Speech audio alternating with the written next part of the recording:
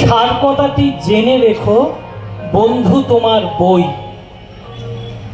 এই সুন্দর স্বর্ণালী সন্ধ্যায় এমন বইমেলার আয়োজন এবং তার সাথে রসজ্ঞ সাংস্কৃতিক অনুষ্ঠান আয়োজনের জন্য মহিষাদল গার্লস কলেজের পক্ষ থেকে মহিষাদল বইমেলা সমিতিকে আমরা জানাই ধন্যবাদ। স্বাধীনতা তুমি রবি ঠাকুরের অঝর কবিতা, অবিনাশী গান। স্বাধীনতা তুমি কাজী নজরুলের ঝাঁকড়া চুলের বাপরি দোলান। এ কবিতা কবি শামসুর রহমানের। স্বাধীনতা আসলে একটি স্বপ্ন। প্রতিটি পরাধীন মানুষের চোখে প্রথম স্বপ্ন থাকে একখণ্ড স্বাধীন ভূমি, একটি নিজস্ব পতাকা।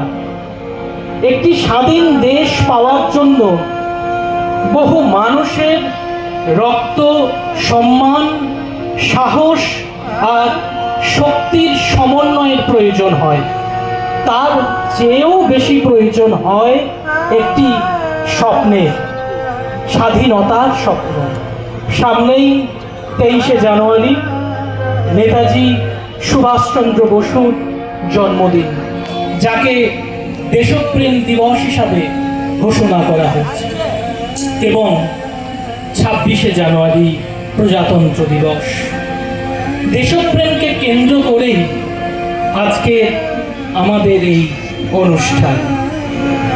দেশ ও দশের প্রতি মানুষের যে বন্ধন ও আকর্ষণ, তা থেকেই স্বদেশ প্রেমের জন্ম।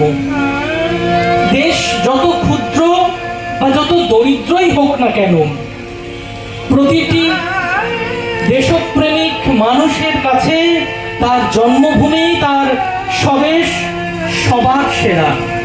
সকল দেশের রানী সেজে আমার জন্মভূমি।